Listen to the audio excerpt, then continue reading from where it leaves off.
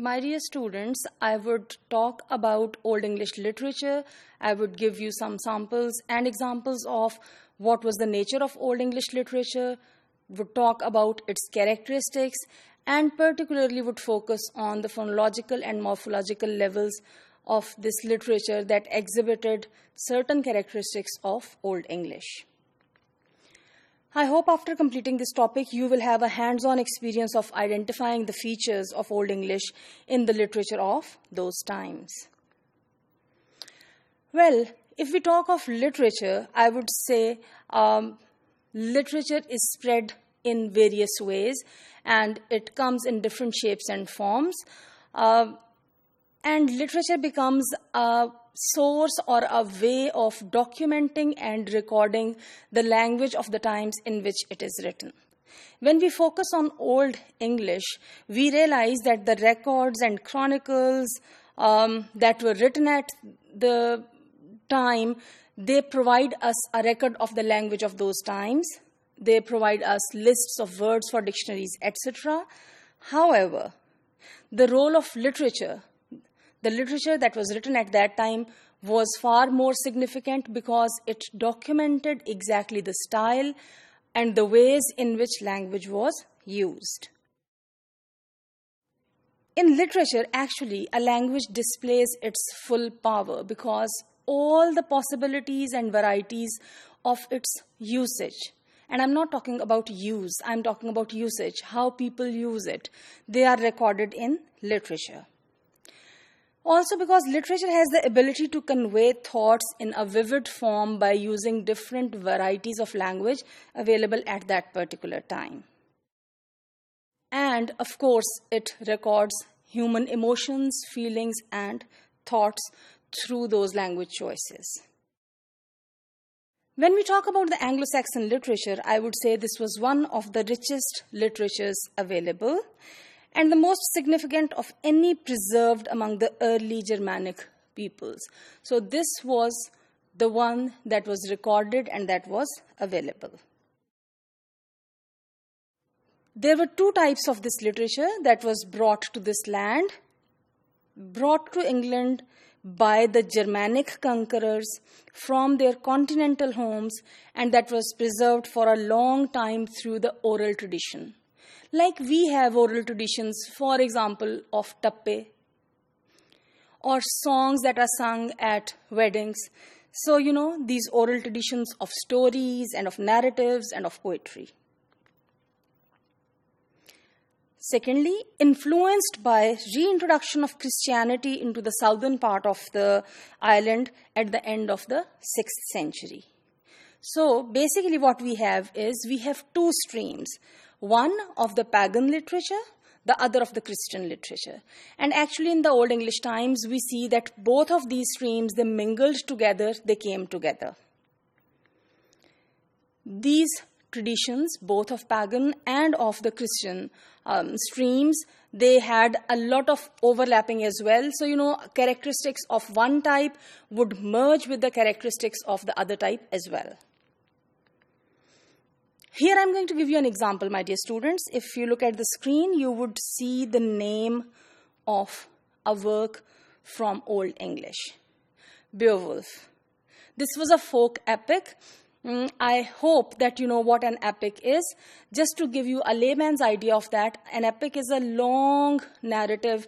It's a long narrative of, say, 12 books that is written in a poetic form and that tell the stories of adventures and fights and all that. So this was of 3,000 words. And this story, this Beowulf, is a narrative of heroic adventures, as I have said earlier. In fact, this is the story of a warrior who travels to a particular land and, kills the monster Grendel, who was ravaging in the land of, you can notice, King Hrothgar, and then spends a lot of time there, and after all that, finally dies. So this is a long story of his adventures. When we come to the narrative tradition that is used, the narrative tradition is represented by a number of shorter pieces as well. So this was the example of a long story, of a long poetic form story, but there were smaller poems as well. Anglo-Saxon poets, they wrote different types of literature, different types of poems, because their life was all about war and exile and the life around in the sea and the difficulties and hardships of the sea. So their poems talk about all that. They've also talked about ruined cities and minstrel life and all that, because this is what they were experiencing. Here I have one example of a Germanic tradition poem that is written in Germanic tradition. Here, notice the name. The poem was called Witzit, in which a Scop is one who has all these adventures. He pretends to give an account of his wanderings and of many famous kings and princesses and princes. Another example, my dear students, of a small poem from the Old English times that is available is here. I have encircled the name. Deor, this was again the poem of a warrior who in his poem writes about, what is it that he faced and how, while being in service for the Lord for a long time, finally, he was thrust out by a younger man. This is exactly, as it used to happen in the subcontinent, where the courts of the Mughal kings would have the poets and other people who would serve in their court for a long time, and they would be paid for those services. There are examples of prose in Old English as well, and especially, a considerable body of prose is available from the 9th century. Here, I want you to see monk's, story that is written in the text form. Please just notice, this is a story written in the text form that is present here, available here on the screen. If you notice on the screen, you would see the text with its modern English translations. At the top here, where I have put a tick mark, is the translation. And here, where I have put a small cross, is the Old English text. Now, what you need to do is, I am going to underline this for you. And at the top of this, you can see word for word translation. This is how it is for all of these words. In the same way, again, this is Old English. And at the top of this is how you can see word to word translation. As you see this dot moving, it is available. Now, my dear students, I would like you to notice the morphological and phonological features of Old English as they are available here. For example, notice this. Compare it with the modern form of the verb say. So the morphological presentation is completely different.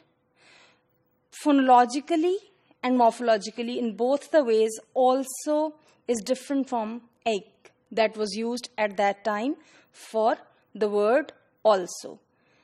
This is, by the way, you. Notice how it was written at that time. A very simple example is of this pair that I have encircled of brother and brother. Notice the change in pronunciation from here to here, from brother to brother, and also notice the morphological representation of the as this sign as it is given here. You can notice such changes throughout. For example, come towards the end of the line, and again I have encircled two words. This, how it was represented in Old English, you see, in morphological sense. Notice the choice. Now, by the way, this particular sign that I have encircled is not available in modern English anymore. Same is the case as you would look at these two examples again of the modern form and the old form, the modern form again and the old form. And you can compare this for yourself, how Old English had a completely different morphological and phonological system. So, I would say that Old English had particular features, and those morphological and phonological features, both of them were clearly reflected in the literature that was written in the Old English times.